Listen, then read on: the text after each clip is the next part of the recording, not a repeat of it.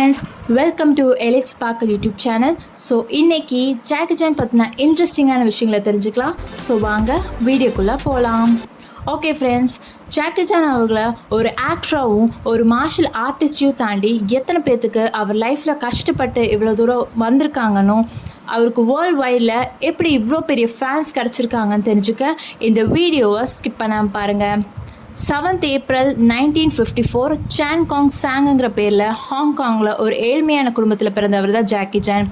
இவருடைய அப்பா Charles France தூதரகத்தில் சமையல்காரராகவும், இவருடைய அம்மா லீலி சான் ஹவுஸ் கீப்பராகவும் வேலை பார்த்துட்டு வந்தாங்க. இவரோட அப்பா தன் பையனை ஒரு நல்லா படிக்க வைக்கணும்னு ரொம்பவே ஆசைப்பட்டார். ஆனால் ஜாக்கி சான் அவர்களுக்கு சுத்தமாகவே படிப்புங்கிறதே வரல. இதனால் குங்ஃபுவை கற்றுக் கொடுக்க விரும்பினார். குங்ஃபு மூலிமா அவருக்கு பொறுமையும், எப்படி தைரியமாக இருக்கணும்னு, எப்படி பலசாலியாக இருக்கணும்னு கற்றுக் கொடுக்கும் அப்படிங்கிற ஒரு நம்பிக்கை அவருக்கு இருந்துச்சு. இதனால் ஏர்லி மார்னிங் டெய்லியுமே குங்ஃபுவை ஒரு ப்ராக்டிஸாக வச்சுருந்தாங்க. ஜாக்கி சான் 7 வயசாக இருக்கும்போது அவருடைய அப்பாவுக்கு ஆஸ்திரேலிய தூதரகத்தில் சமையல் வேலை கிடச்சிது. இதனால் ஜாக்கி சானை சைனா ட்ராமா அகாடமிங்கிற ஒரு இடத்துல சேர்த்து அவங்க 2 பேருமே ஆஸ்திரேலியாவுக்கு போயிட்டாங்க. அங்கே 10 வருஷ வாழ்க்கையை இவர் அங்கே செலவழித்தார். ரொம்ப கடினமானவும் கொடுமையான வாழ்க்கையும் தான் அனுபவித்தாங்க. சின்ன தப்புனாலும் அங்கே அதிகமான தண்டனை தான் கொடுத்தாங்க. மார்ஷல் ஆர்ட்ஸ், சிங்கிங், ஆக்டிங்னு நிறைய திறமைகளை அங்கே வளர்த்தாரு. 17 வயசுங்கிறப்போ அங்கேருந்து வெளியில் வந்த ஜாக்கி சான் அவருக்கு எழுதவும் படிக்கவும் தெரியாதனால ஹாங்காங் மூவிஸில் ஸ்டண்ட்மேனாக வேலைக்கு சேர்ந்தார்.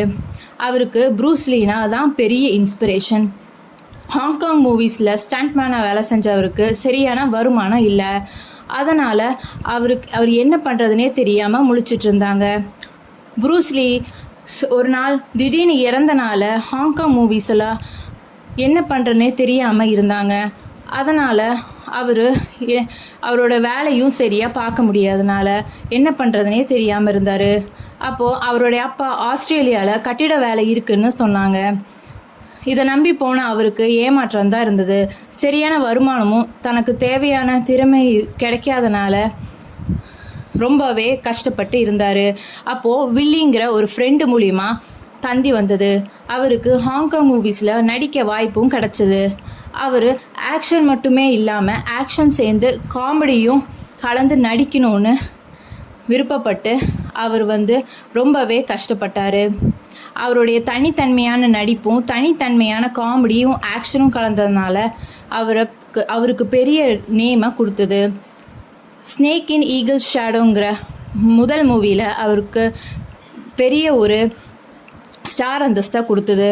அதுவும் இல்லாமல் அடுத்து வந்த ட்ரங்கன் மாஸ்டரும் பெரிய பிளாக் பஸ்டர் ஹிட்.